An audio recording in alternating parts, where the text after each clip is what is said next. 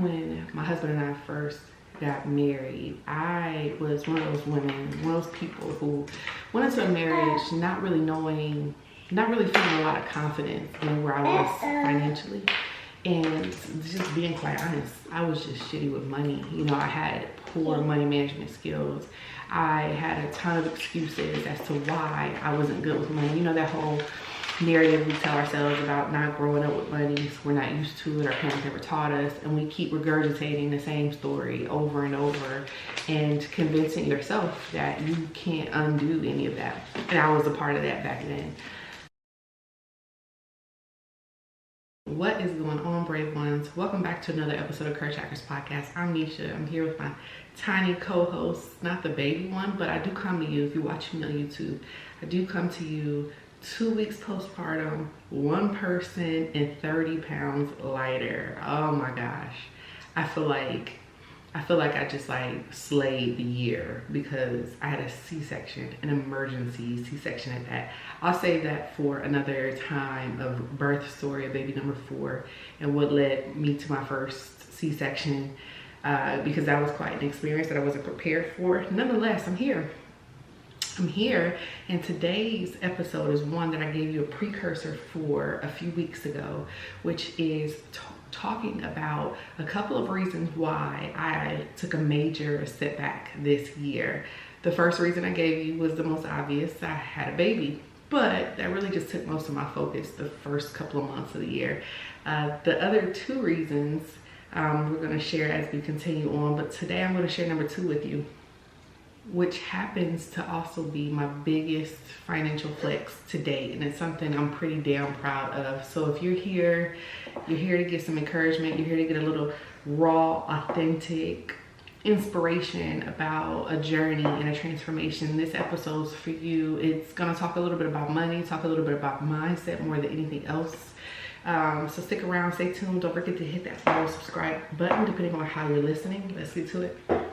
All right, so at the beginning of the year, we found out we were expecting baby number 4. If you've been following this show for a little bit, then you know that we sold our house on a whim last year, paid off a crap ton of debt. But it was funny because we actually ended up selling off, backtrack a little bit, we sold the house and then moved into an apartment, hoping that the universe would send us an opportunity to get out of the city and state we're in, really progress my husband's career. And not really knowing what was ahead for 2021, we just knew we were operating on faith, not knowing that we were going to end up pregnant in 2021. So fast forward, found out we were pregnant and decided that we didn't want to have 4 kids in what was basically a 2-bedroom apartment, and decided to look for a house, again, ahead of the market being crazy. It was still kind of transforming, but it was ahead of the market. So we built a brand new house. I'm going to share an empty house tour sometime this week of the house, but it's absolutely beautiful, something we're so excited for. So that's really the second update that led us to be so busy this year, which is that we built a brand new house, and that's a process in itself. Now, while it's dope to have the new house, and this house is much larger than our previous home. This home is about 3,400 square feet, 5 bedrooms, an office, which I'm in right now, and I'm so grateful for. The flex isn't the house. I'm gonna take it back a little bit before we go forward. Back when my husband and I first got married, I was one of those women, one of those people who went into a marriage not really knowing, not really feeling a lot of confidence in where I was financially. And just being quite honest, I was just shitty with money. You know, I had poor money management skills. I had a ton of excuses as to why I wasn't good with money. You know, that whole narrative we tell ourselves about not growing up with money, so we're not used to it, our parents never taught us, and we keep regurgitating the same story over and over and convincing yourself that you can't undo any of that. And I was a part of that back then. But I knew getting married that that wasn't something I felt comfortable with walking into my marriage. So I had to take myself a little more seriously financially. But at that time, when we got married, we built a new house. My son was about a year old, so we were about a year into our marriage.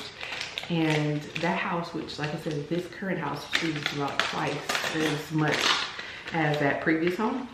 That house was one in which me being on the credit, being on the mortgage for, would have ruined our opportunity to get the home.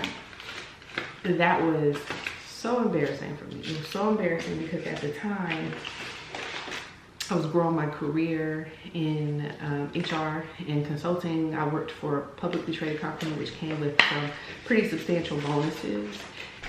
It gave me a role that allowed me to get manage P&Ls, and so it allowed me to get more focused with money. So I was getting there, but I wasn't there at the time that we actually bought the house. So I was hella discouraged, hella embarrassed to know that I had to take my name off of the mortgage in order to progress our goals, because my baby's sitting here eating earbuds, so nasty, because of the fact that we wouldn't have been able to qualify for the home. So I went through that journey. We lived in that home for, I don't know, 5-6 years or so. And from there, I went through a journey of getting hyper focused on why I was struggling so much with not just money, but just goals as a whole.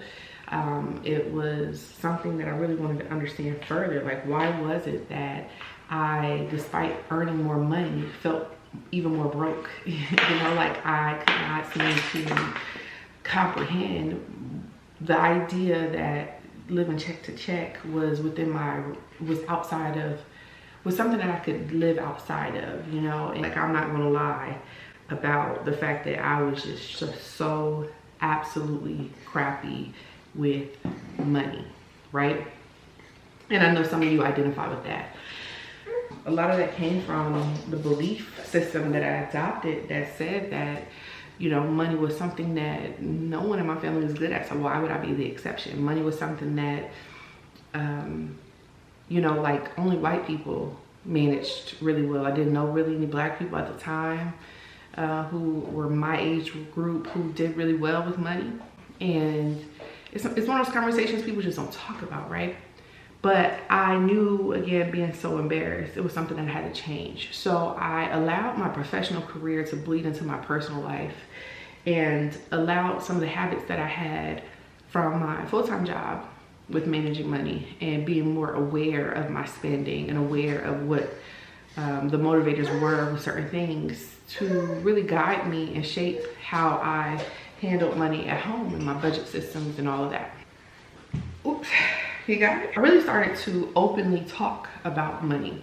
Openly talking about money for me was something that really helped me to not live in shame about the fact that I wasn't good at something.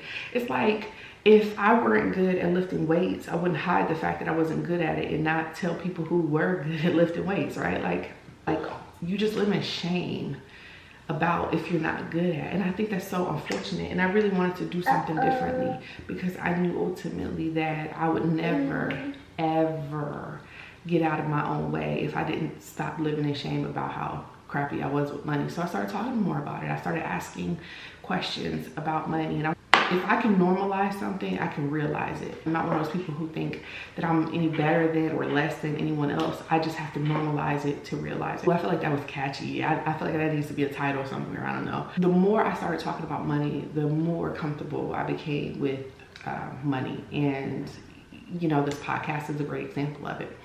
So the flex, fast forward a little bit here. The flex is when we went through the process of building this brand new home. I was gonna be the primary on our mortgage. The flex is that when we went through our mortgage lender, that Nisha, you are disgustingly qualified to carry this loan by yourself. This loan, mind you, and now I'm not carrying it by myself, my husband's on this too, but this loan, mind you, which is twice as much as the home that just a few short years ago I wasn't able to get on without ruining the opportunity with my family. This loan that My credit's much better, but it's nowhere near perfect. I just didn't think it was going to be something that I could actually realize. And I did. And if I wanted to, I could have carried it by myself if we had to. And for the first time, I felt like I was damn proud of myself financially, because it was indicative of me taking myself seriously, taking my money seriously, taking my future seriously. Because at the end of the day, try as hard as we may, we are being judged by our numbers, by our history, by the things we do. And we can talk at length about generational wealth, but honey, if you can't qualify for your loans, if you can't get yourself in a situation where people are taking you seriously on paper, it's just going to be really difficult to get to whatever generational wealth goal you have. And I have big ones, you know. So that's my big financial flex. Plus the second reason we were so daggone busy. Here's what I hope you take away from this. I hope you take away that no matter where you are, it doesn't matter where you are in your financial journey, in your money mindset journey. The point is that you start somewhere. We all start somewhere. Some of us are 20, 30, 40 feet ahead of the others, you know, and some are way behind, laps behind. But the point is, you got to start the race. You got to get on the track. You got to go, right? You just have to find a goal that feels obtainable for you, feel realistic for you, and go after it. That's the first takeaway I want you to hear. The second one is let's normalize not living in shame about not knowing much about money, but not use that as an excuse, right? If we've made some mistakes at some point in our lives, if we've had situations where we had to do, you know, maybe not the brightest decisions, but at the moment it was the best decision that we could make, and maybe that hindered us a little bit, that's all right. You don't have to live in shame of the fact that you are not exactly where you want to be financially. A lot of people aren't, but that doesn't mean you're not going somewhere. Like I said, you got to start the race. You got to get on the track, right? So stop living in shame. Let's normalize talking about money more. Let's normalize taking ownership of our mistakes, being accountable for them, but knowing that you are still in control, that you are still running this race. It's not over for you. Let me know what you think about that. If you like this episode, I promise you're gonna love this show. Don't forget to hit that follow and subscribe button depending on how you're listening. Sharing is caring, my friends. So you hear all the madness going on. I'm a mom of 4 now, which is crazy. And you know, when you have goals and you have things you have to accomplish, you got to find a way to push through your excuses. It's currently almost 9 p.m. at the time of recording this, and my baby girl is exhausted, but it's really the only time I'm going to have to record this content, because at any given day I have a baby in my lap, you know. But anyway, until next time, choose faith, brave ones, you got this. Bye.